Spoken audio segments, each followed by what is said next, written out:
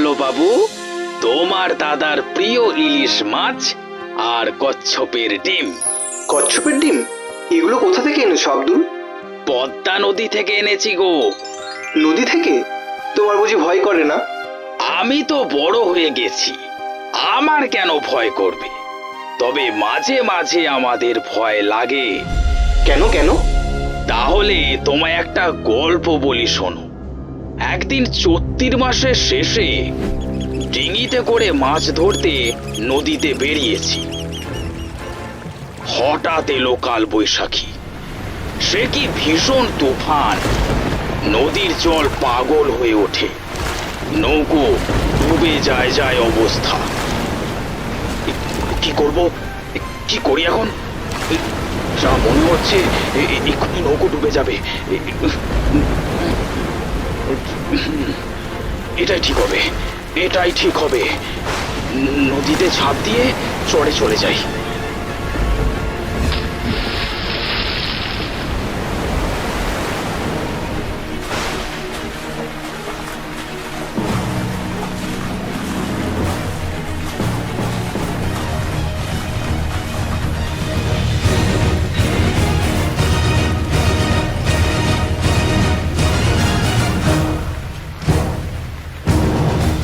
এইভাবে সেদিন ওই বিপদ থেকে রক্ষা পাই।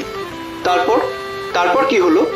তারপর সে এক কাণ্ড দেখি, এক নেকড়ে বাঘ, ইয়া তার গোপচোড়া। ঝড়ের সময় সে উঠেছিল ওপারে গঞ্জের ঘাটে পাকুড় গাছে। দমকা হাওয়া যেমনি লাগলো, গাছ পড়ল ভেঙে পদ্মায়। বাঘ ভায়া ভেসে যায় জলের তোড়ে। খাবি খেতে খেতে চড়ে এসে উঠল।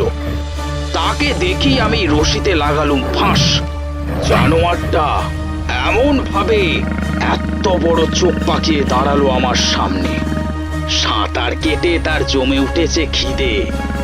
আমাকে দেখে তার লাল টকটকে জিভ দিয়ে নাল ঝরতে লাগলো। কিন্তু আব্দুলকে সে চেনে না। আমি ডাক দিলুম, আও বাছা। সে সামনের পা তুলে উঠতেই দিলুম তার গলায় ফাঁস আটকিয়ে।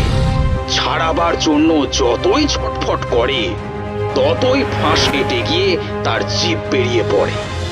আব্দুল, সে মরে গেল নাকি?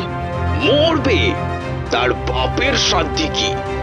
নদীতে বান এসেছে, বাহাদুরগঞ্জে ফিরতে হবে তো। ডিঙির সঙ্গে জুড়ে বাঘের বাচ্চাকে দিয়ে কোন টানিয়ে নিলেম অন্তত 20 ক্রোশ রাস্তা। গো গো করতে থাকে। পেটে দি দাঁড়ের খোঁচা। 10-15 ঘন্টার রাস্তা 1.5 ঘন্টায় পৌঁছে দিলে। তারপরের কার কথা আর জিজ্ঞেস করো না বাবা, জবাব মিলবে না। আচ্ছা বেশ, বাঘ তো হলো, এবার কুমির? কুমির?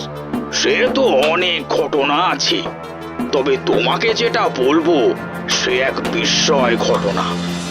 এমনিতে জলের উপর কুমিরের নাকের ডগা দেখেছি অনেকবার।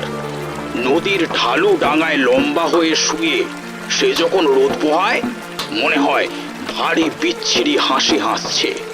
কিন্তু মজা হলো, একদিন কাঁচি বেদিনী ডাঙায় বসে দা দিয়ে বাখারি চাঁচছে। তার ছাগল ছানা পাশে বাঁধা। তখন হঠাৎ নদী থেকে একটা কুমির পাঁঠার ঠ্যাং ধরে জলে টেনে নিয়ে চললো।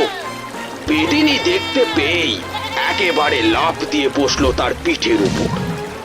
দা দিয়ে ওই দানগীর গিটির গলায় পুঁচের উপর পুঁচ লাগালো।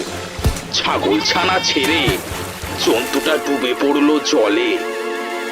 তারপরে? তারপরের কার খবর তলিয়ে গেছে জলের তলায়। তুলে আনতে দেরি হবে।